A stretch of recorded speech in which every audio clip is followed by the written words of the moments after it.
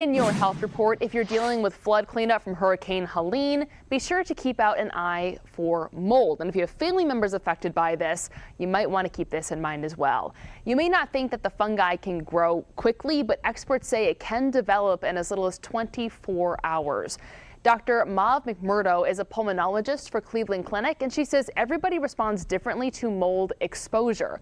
Some may not notice any health issues, while others are more susceptible. Symptoms can vary as well, but typically include difficulty breathing, sneezing, stuffy or runny nose, watery eyes, itchy throat, and coughing. The doctor says in most cases, symptoms will subside once the mold is removed from the property.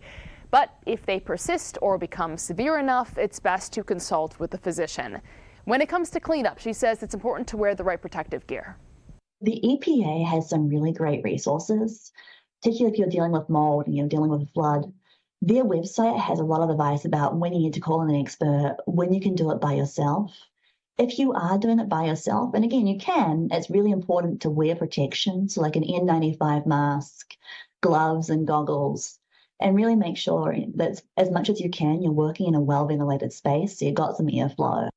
Since we are heading into cold and flu season, Dr. McMurdo says it can be easy to mix up some of the symptoms. So she says with the virus, the symptoms will be temporary, whereas with mold exposure, they will continue to linger.